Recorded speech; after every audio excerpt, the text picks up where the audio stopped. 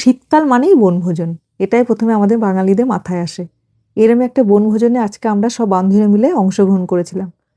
সারাদিন কি হই হই মজা করেছি, খুব ভালো লাগলো আজকের দিনটা, তাই ভাবলাম সবার সঙ্গে একটু শেয়ার করি। এই দেখুন, আমরা সবাই চলে এসেছি। চারিদিকে সব ভালোই লোক হয়েছে, ভেবেছিলাম এই ওয়েদারে মনে হয় সব লোক আসবে না, ও বাবা, না দেখি সবাই এসেছে। আর পিকনিকে লোকজন একটু জড়ো না হলে ভালোও লাগে না। যাই হোক, আমরাও বসে পড়লাম টিফিন খেতে। গরম গরম নান, চানা মশলা, সাথে একটা করে পান্তুয়া, বেশ ভালোই লাগছিল। তারপরে টিফিন সেরে চলে গেলাম চায়ের স্টলের ওখানে, সবাই মিলে চা খেলাম।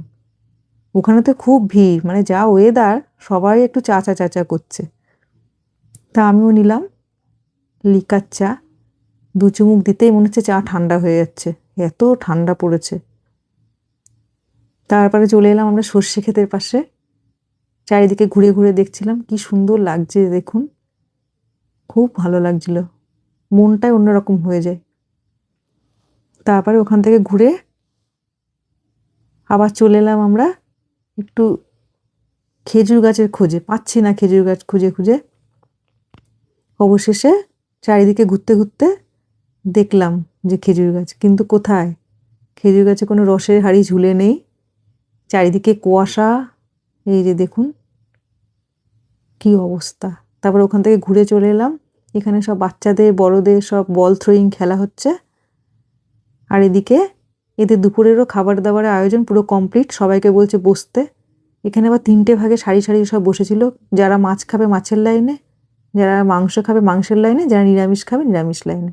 তো আমি মাংস খেয়েছি, সেজন্য এই যে প্রথমে ডাল, চিপস, বাঁধাকপি খেয়ে নিলাম। তারপরে চলে এলো চিকেন, গরম গরম চিকেন কষা, বেশ ভালোই লাগছিল, রান্নাটা ভালোই হয়েছিল। তারপরে চলে এলো ফ্রুট চাটনি, চাটনিটা খুব ভালো লাগলো খেতে। চাটনির সাথে একটু পাঁপড় তো লাগবেই, এই যে পাঁপড়, পাঁপড় দিয়ে চাটনি খেতে আমি খুব ভালোবাসি। তারপরে শেষ পাতে এই যে মিষ্টি, দারুণ লাগলো। যাই হোক, এরকম সব খাওয়া দাওয়া চলছে। খাওয়া দাওয়ার পরও আমরা একটু ঘুরে টুরে নিয়ে আবার যে যার বাড়িতে পৌঁছানোর জন্য ব্যবস্থা হচ্ছে।